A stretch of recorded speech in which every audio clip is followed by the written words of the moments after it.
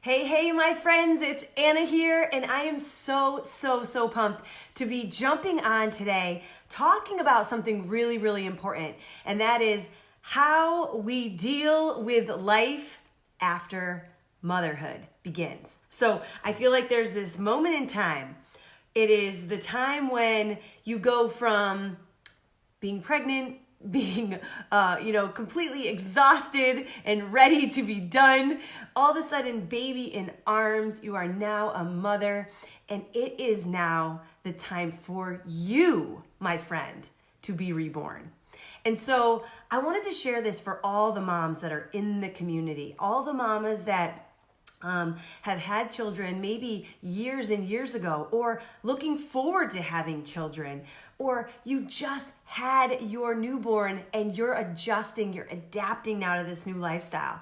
Because I know for me, the journey has been incredible, but it's also been so challenging. And it's been amazing and eye-opening in so many ways to see how all the habits and practices I had before motherhood have really helped me in this journey after baby came. And I gotta tell you, it's incredible to see even more of the lessons that I've learned and the tools that have adapted and given me strength throughout this journey. So I'm here to share a little bit about those struggles I had as a new mom, because they're real. You know, it doesn't matter what kind of personal growth you do or what kind of mindset you're in before you have your baby. I mean, because I am a high performer. I've been a coach for 4 years in high performance, but I still had to overcome the struggles that come with becoming a mom, the struggles that come with being a mom. Maybe you're thinking about becoming a mom. So it doesn't really matter where you are in your journey right now. This is going to add so much clarity and value for you. And if it does, and you want to dive deeper on what I'm talking about today, book a call with me. I would love to investigate where you're stuck, how I can help, and send you on your way to being reborn yourself. Because I really do believe that with change in our life, there's many different phases we go through. This is one where you have to be reborn. You've got to regenerate a new life within you. You have to actually evolve and become a new version of yourself, a better version of yourself, because it requires more of you now. When I became a business owner, it required more of me. I had to level up. I had to become the next best version of myself. Before I was married, I was pretty stable, taking care of myself, working through relationships. When I got married, I had to become the next best version of myself to be a partner, right? So no matter what phase of life you're in, it's going to pose challenges and it's going to require more of you. So it's time to see that as an opportunity and not as a battle, because challenges don't have to have a negative connotation always, right? Challenges can be opportunity. It can be potential for growth, potential for learning, if you look at it with that perspective, with that set of eyes. But it's those that choose to see challenge and struggle and obstacles in life or changes in life as struggles and battles and negative, changes that really kind of throw them off kilter or throw their life off track, and they feel like they can never get back because they're always trying to get back to what was. Meanwhile, you're never going to get back to what was, right? Your life is forever changed when different things happen, like marriage, kids, new businesses, deaths in families. All sorts of things are going to change your life for good, right? And it's okay to evolve. And I think that that's really important to start with and just get you in the frame of mind that you right now, wherever you're at, I'm going to share struggles of new motherhood and being a mom, but wherever you're at, put on the glasses of perspective that now is your chance to be reborn, to become the next best version of yourself. Will you do that?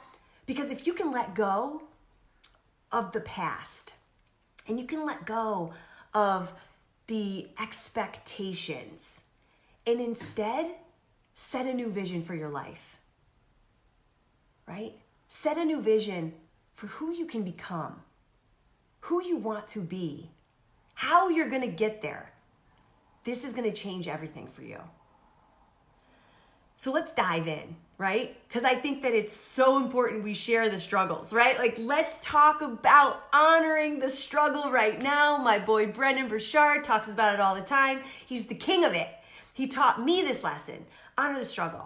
In high performance, we say, bring the joy, honor the struggle. These are two mantras that we always keep in our back pocket because we need them. We need them almost every day. Every single freaking day, especially if you got a newborn, baby. You need it. You need to remember to bring the joy and honor the struggle like a champ. So listen up.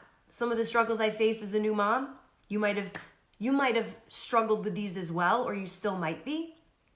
And as I go through these, remember that there are many things that we don't have control over. But then there's also a lot we do control and a lot we can command in our life. So will you give yourself the grace, and please open up your mind right now to say, excuses are just what they are, right? But we can categorize the struggles that we're having in our life as letting go of what we cannot control and taking command of what we can control. Is that a deal? Will you decide right now that let go of certain things in your life that you cannot control, like lack of sleep when your baby is born, right? You literally need to feed that child every 2.5 hours. So you aren't going to get the same amount of sleep as you were before you had a kid, right? And it's okay to say, my life is different right now. I am going to miss out on sleep. But take command of what you can control, right? And that are all those energy habits that help us recover overnight, that help us recover throughout the day, that help us stay energized mentally, emotionally, physically, right? There's so much we can command in our life that help us fuel and regenerate our energy. It's not just that we're up all day, we're up all night with our baby. There's other things we can be taking command of in our life, right? To fuel our energy. So we got to take that ownership. I struggled at first with energy, and then I said, well, I've got all these other habits that I'm doing. I got to level up those habits. I got to be intentional about that, right? And infuse my life with as much other habits and behaviors that's going to instill my energy and make it better, because there's something right here I can't control, which, okay, but I'm blessed. I got this newborn, right? We're looking at it with a different set of eyes. Man, limited time to work on my business, or maybe you feel like you've got limited time to work on yourself. Maybe you're working full time and then you're like coming home and you're trying to get your workout in, or you're trying to do some things for yourself. It's a battle, right? I remember when I had Luca, I was like, wow, I'm only going to be able to really work my business during nap times. And that was sometimes just an hour, right? Sometimes 2, which was amazing. But yeah, it was a struggle for me. And that's logistical. You know, there's some stuff about that I couldn't control. But then there were so many other things about lack of time that I could control. I had so many productivity habits and ways of organizing what took priority in my life, so that when I did have time, I was getting shit done. I wasn't just scrambling, trying to figure out, oh, what else? What can I do quick, right? I struggled with that frustration and resentment a little bit in the beginning, because I had this new role as mom and I had to do all these new things.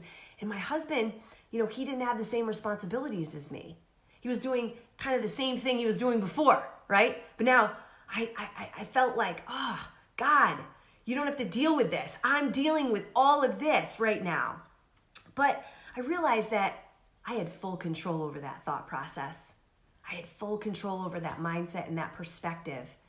And I had to look at it with a new set of lenses and really say, like, hey, you asked for this role. You asked for this child. No one can do this role like you. They can't breastfeed. He can't. Can't nurture. So I had to have a level of acceptance over my new roles and reprioritize, where my attention was flowing, right? I struggled with a loss of freedom, right? We lose our freedom in a way that, is mental and logistical. You literally have no choice, right? But to care for the people in your life, especially your children. And logistically, like, it kept me in a place of, I can't really go anywhere for more than a day, maybe sometimes half a day. I had a little bit of that struggle of envy that I no longer had that freedom lifestyle that I could just pick up and go and do whatever I wanted at that point, right? So I had to control that mindset. I had to really get adjusted to this new frame of living and give myself the different freedoms that I could give myself.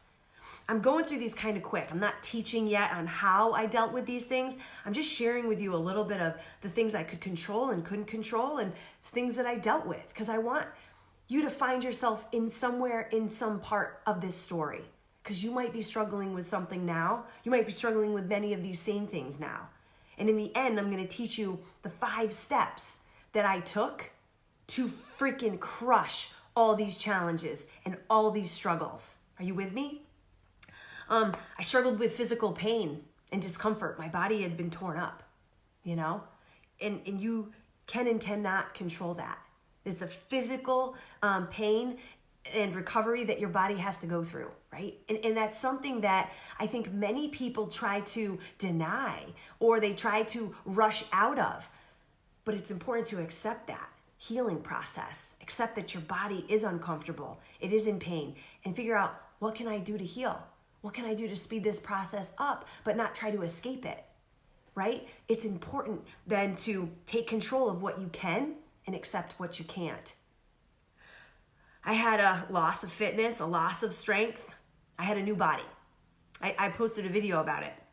I was like 4 months pregnant after I gave birth, right? And I still felt that way. I was uncomfortable. I was in pain. I was weaker. I had, a completely different body. I had lost a lot of strength and muscle. And that was something I had to take control of in my mind and also start to feel good about how I would slowly get myself feeling strong again and feeling back to myself. I was unclear how to prioritize and organize my life. And honestly, that's okay, because everything was new. I had to adjust. I had to navigate. I had to figure stuff out. I had to prioritize and reorganize everything in my life.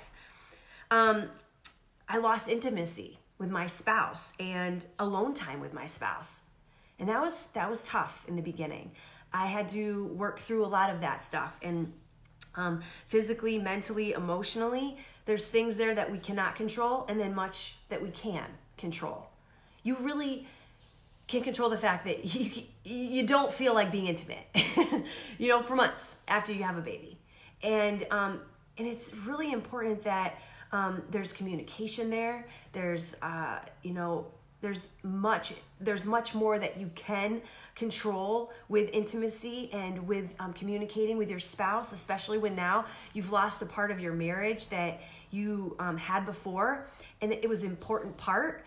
And now it's like, what's gonna fill the void there? What's gonna increase that intimacy and that connection once again, right? I felt inadequate as a leader and as a friend. I'm a leader of a team and I'm a boss of others, and I have responsibilities. I also have many friendships, and I felt like I was inadequate in the beginning. As I was in that journey of motherhood, and I had a lot of other things I was worrying about and dealing with, I had to figure out, how can I replace that feeling of inadequacy with that fulfillment once again, right? I had less time to cook. I had less time to read, to journal, all those different things that I did to keep myself growing and keeping myself focused, that it was more of a challenge for me, because now it wasn't like, oh, I'll just cook this hour prep meal and all this gourmet stuff, or I didn't have the same kind of meditation opportunities and journaling opportunities. I had to reorganize and reprioritize. And those are just some. And I wanted to hit on big ones because I think many of you guys might be able to relate, and if you can, it's really important that you give yourself the grace right now to say, it's okay. We all deal with it. The only thing that's not okay is avoiding all of those things, is pushing them underneath the covers, is suppressing those feelings, suppressing those struggles, suppressing the challenges, and trying to live life as if you're not struggling when you really are. And that's why I really want to talk about this, because I know there's a ton of moms out there. There's a ton of moms that have been struggling for years, yet still haven't gotten through that breakthrough of being able to control and manage their day and to feel energized and fulfilled, to feel joyful, to feel intimate, to have all these things in their life, to pretty much create the opposite list of everything I just said. And here's the thing. There's 5 major steps that I reeled in, that I took action on, that include a lot of what I learned as a high performer, as a fitness expert, and just being mentored by some of the best in the industry when it comes to authors and speakers like Brendon Burchard, and even reading books by Rachel Hollis, and just feeling like I listened to her audiobook when I just had Luca, and I was like, man, that just gave me that little extra nudge of love and of acceptance of myself. But listen, if you're not reading and you're not developing these skills of growth and personal development, you're gonna struggle for years. Here's the thing, here's the 5 things I want you to really do and think about implementing now, starting now. Even if you're like, I haven't even had a kid yet, do it now, because it's way easier to do it than after the kid comes, right? But it's never too late. It's never too late. The first thing that you've got to do is release a new vision for what you want for your life. You have to get focused and clear on who you want to be and what you want for your future, right? If you don't do that and you don't have that clarity, you will always just be stuck. You will always just keep running in circles, trying random shit, right? Reading random stuff. You've got to dial in that focus and get clear on what you want for your future, so that that's where you can place your energy and attention. That's so vital and so important. And when I talk to people on consulting calls or strategy calls or high performance calls, it always starts with vision. Where are you now, and where do you want to be in every area of your life? If you know that and you're clear on that, my friend, you've already won the battle, right? At least you're launching through that battle like a damn rock star, because you gotta have that clarity and that focus nailed down. The second thing you gotta do is elevate your energy and health. There's no way around it. Mind, body, and spirit has got to be refueled and reignited, if you will. Because if you've been neglecting the health, the energy, you're never going to be the woman that you've got to be to reach that next level, that next phase of your life, and to be that mom, that warrior that you've got to become. Energy is everything. So elevating that, because it's going to require you to work, man. No matter what, it's going to require work and energy and effort. And if you're dragging, if you're tired, there's no way you will penetrate. There's just no way. So elevate the energy, right? There's so much information out there how to do that. I mean, obviously I coach all of that, but you know what is required to get that energy back up. And just saying you're tired and saying you're not sleeping is an excuse, because everybody's been through that. But there are many of us that also go through that lack of sleep, deprivation, and still get through with energy, because we're adding other things into our life that elevate that energy and help us become that healthiest self, so that we can make it, right? And stay diligent and focused and clear on the goals. The third thing you've got to do is eliminate the fears, self-doubt, and overwhelm, so that you can courageously, and I'm talking courage, confidence like you've never even freaking thought about before. You've got to elevate that, because honestly, to go after that dream life, to face the challenges and struggles that will come in your journey, you've got to overcome fear. You've got to overcome self-doubt, and you've got to overcome the overwhelm. Because honestly, in your mind, if you can't clear that stuff away, if you're always thinking about the fears, the past, the overwhelm, the stress, all of that, and you're doubting your self's ability, and you're not sure if you're doing things right, it's going to hold you back. You can't be successfully overcoming challenges and struggles and chasing your dreams if you've got that baggage hanging on you. Let it go. The fourth thing you're going to do is master your schedule and your productivity and your priorities so that you can make progress in your goals every single day. If you're unorganized, if you don't know how to prioritize the things that matter in your life, if you don't know how to be productive versus be busy, it's always going to be like quicksand. You're going to be going, and falling. There's never progress. I talk to women about this all the time, and I'm like, you know what? It's okay to be busy, but if that's not getting you closer towards your goals, then it's wasted time, right? So being productive creates progress. I like to say productive equals progress, because then you're like hitting those benchmarks that get you closer and closer to what you really want in your life. And the last thing, you've got to elevate the human drives. There's 10 human drives. You've got to elevate the human drives within yourself that make you feel most alive and fulfilled.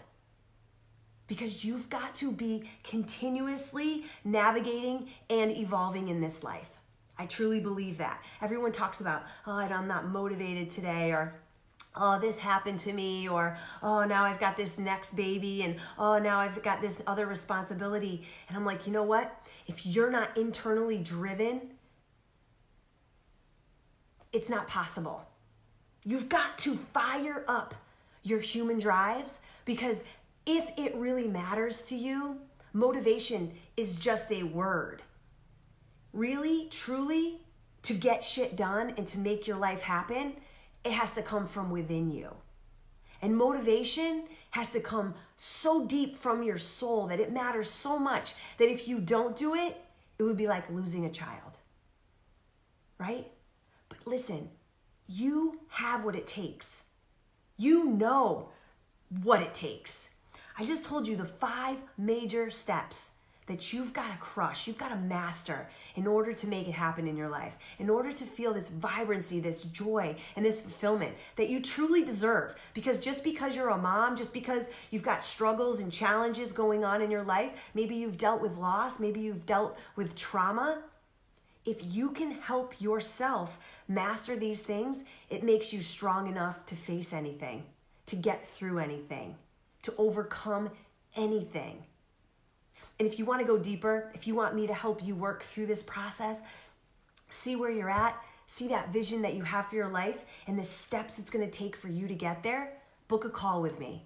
I would love to sit down with you and help you work through the steps that you need to master how you're going to be reborn in this world, in this next phase of your life. Because my friend, it's the greatest gift that you can ever have, is becoming the best version of yourself. I hope you'll do it. All right, guys, I'll see you next time.